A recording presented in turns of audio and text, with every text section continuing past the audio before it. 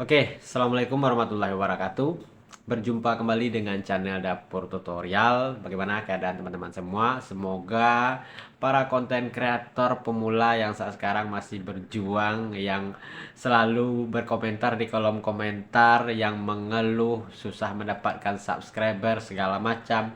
Nah, di video kali ini saya akan bahas dan memberikan masukan kepada teman-teman. Bagaimana sih dan apa tanda-tanda channel yang akan berkembang nantinya? Jadi, channel-channel yang akan berkembang itu dari sekarang sudah kelihatan ya. Dan saya sudah bisa menilai mana channel-channel di antara teman-teman di kolom komentar yang akan berkembang nantinya. Nah, simak video ini sampai habis. Semoga saja tanda-tanda ini ada pada channel teman-teman masing-masing. Oke, kita langsung saja. Nah, jadi ini ada pertanyaan menarik yang baru saja ya saya baca di kolom komentar. Jadi ini perlu saya tanggapi dan perlu saya luruskan juga ya buat teman-teman kita yang berkomentar di kolom komentar. Pertanyaan seperti ini. Saya sudah lakuin semua yang dibahas di video ini dan masih sepi 0 view saya. Berarti nggak 100% apa yang disampaikan. Benar ya teman-teman? Jadi dia sudah mengikuti channel saya, sudah mendengarkan arahan saya, tapi diterapkan di videonya atau di channelnya, tapi channelnya juga tidak berkembang. Dan beranggapan semua yang saya sampaikan di sini tidak 100% benarnya. Nah, di sini saya jawab, izin meluruskan. Jadi saya jawab di sini, kakaknya lucu. Mulainya dari niat dan semangat kakak. Semua nggak sama dengan iklan obat di TV. Habis diminum langsung sembuh. Nah, jadi buat teman-teman, nge-YouTube itu kita melawan sistem ya. Yang kita lawan itu sistem, bukan manusia.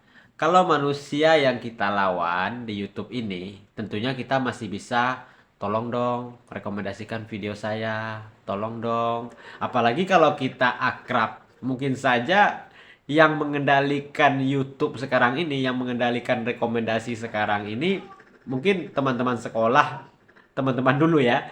Jadi teman-teman bisa mengatakan seperti itu, tolong dong channel saya direkomendasikan. Tapi di YouTube ini yang kita lawan itu adalah sistem. Bagaimana sistem itu menyukai video kita. Jadi seperti yang saya sampaikan tadi, YouTube itu tidak sama dengan iklan obat di TV.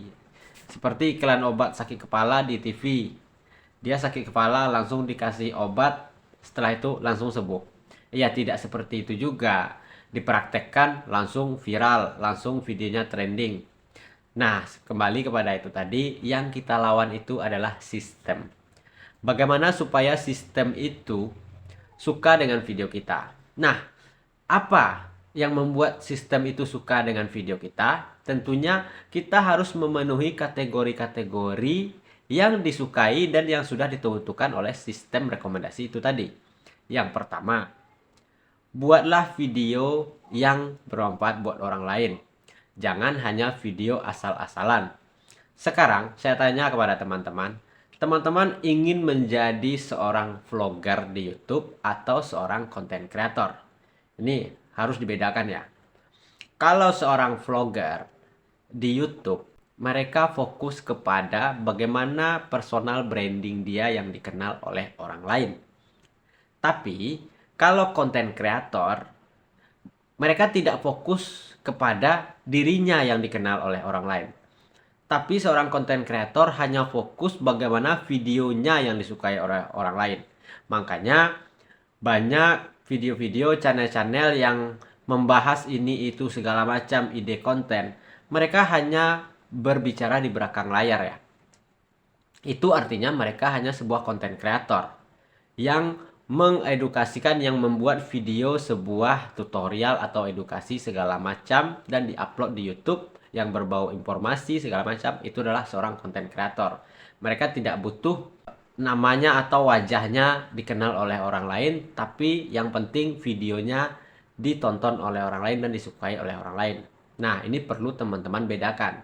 Jika teman-teman ingin menjadi seorang vlogger atau seorang selebgram atau artis, itu hampir mirip ya. Yang mana seorang artis itu yang disukai oleh penonton itu adalah diri pribadinya. Makanya mereka banyak fan, banyak penggemar. Tapi kalau kita seorang konten kreator, ya buatlah video-video yang kemungkinan disukai oleh orang lain.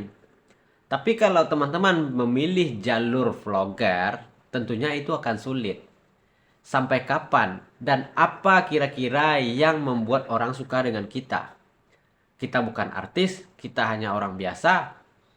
Atau mungkin teman-teman ingin membangun dari apa yang teman-teman punya. Mungkin kelucuan. Kalau kita tidak lucu tapi kita membuat video yang menampilkan wajah kita, hanya memvideokan sebuah keseharian saja, boleh-boleh saja, tapi kesehariannya itu tentang apa?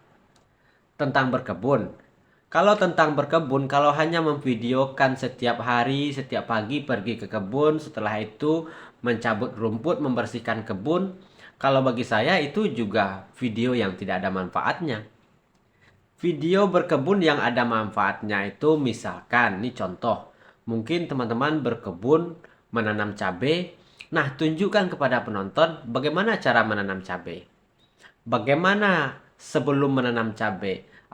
Itu mungkin tanahnya yang harus digambutkan atau kita harus pakai seperti ini. Tujuannya menanam cabai seperti ini supaya apa? Mungkin supaya tidak ada hama atau ulat, supaya cabai hasilnya bagus. Nah, itu sejenis informasi juga kepada orang lain bagaimana menanam cabai yang bagus atau menanam singkong. Jadi seperti itu ya, teman-teman. Tapi kalau teman-teman hanya memvideokan sebuah dokumentasi, pagi ini saya ke ladang, lalu mencabut rumput, lalu menyirami, bagi saya itu bukan sebuah konten. Itu hanya dokumentasi yang daripada tersimpan di galeri yang membuat penuh memori HP lalu diupload di YouTube. Jadi bukan seperti itu konsepnya. Buatlah video yang menarik, ada manfaatnya. Apa kira-kira yang diambil oleh orang yang menonton di dalam video kita? Contoh, sebuah video tutorial. Apa yang bisa diambil oleh orang lain? Saya membuatkan bagaimana cara setting channel. Nah, itu sebuah informasi kepada teman-teman para sahabat YouTuber pemula bagaimana cara men-setting channel. Nah, ketika teman-teman terapkan di channel teman-teman, bukan berarti langsung manjur.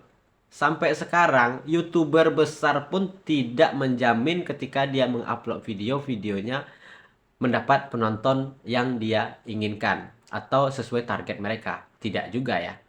Bahkan ada videonya yang stuck di sana saja dan ada juga videonya yang meledak. Jadi dia juga tidak tahu ketika dia mengupload video berapa dia akan mendapatkan penonton. Tergantung jadi rekomendasi itu tadi.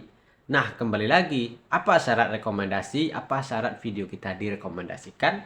Yaitu judul kita itu menarik. Thumbnail kita itu bisa dan berhasil membuat orang penasaran. Yang ketiga, isi video kita itu bermanfaat sehingga orang bisa bertahan lebih lama. Bahkan kalau bisa sampai video kita habis, orang menonton secara full durasi. Nah, itulah yang membuat sistem rekomendasi itu bekerja pada video kita. Sistem rekomendasi akan membaca kalau video kita itu terlihat bagus karena ditonton oleh penonton sampai habis, berarti video kita disukai oleh penonton. Dan sistem itu tadi mengambil kesimpulan bahwa video kita itu layak disampaikan atau direkomendasikan kepada penonton yang lain. Jadi seperti itu kuncinya. Jadi jangan mencoba tapi seminggu 2 minggu tidak berhasil. Ya, semua butuh proses. Kalau nge-YouTube itu mudah, upload sekarang, besok monet, bulan besok langsung gajian, mungkin semua orang akan resign dari pekerjaannya dan lebih memilih menjadi seorang content creator atau punya channel. Karena hanya di rumah tapi kita mudah mendapat gajian sekian puluh juta, ya siapa yang tidak mau, ya kan? Mungkin semua orang tidak akan mau bekerja di luar lagi. Karena semua itu butuh proses lah, makanya tidak semua orang memilih jalur sebagai content creator.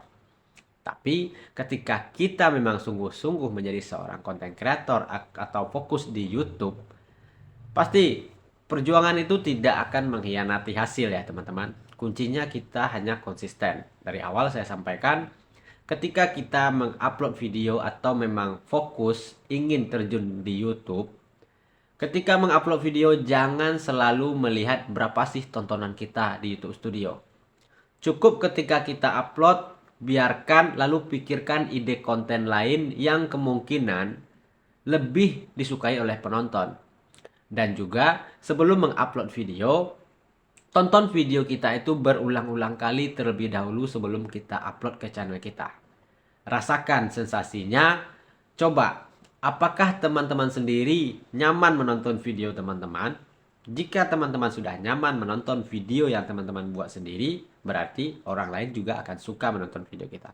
Tapi ketika kita menonton video kita sendiri merasa tidak puas, ya tentunya apalagi orang lain. Jadi buat teman-teman, semua tidak ada yang instan ya. Seorang konten kreator hanya menyampaikan informasi yang mereka tahu berdasarkan pengalaman dan ilmu yang mereka pelajari. Bukan berarti mereka menjamin apa yang mereka dapat juga teman-teman dapatkan. Semua kembali kepada diri kita masing-masing. Ilmu sudah kita dapat, informasi sudah disampaikan oleh seorang konten kreator. Tergantung kepada teman-teman melaksanakannya. Seniat apa teman-teman nge-YouTube. Jika tidak niat atau hanya iseng-iseng, ya tetap ya begitu-begitu saja. Oke, mungkin itu saja penjelasan dari saya. Semoga ini bisa membuat teman-teman lebih berpikir positif dan tidak patah semangat. Oke, sampai jumpa di video berikutnya.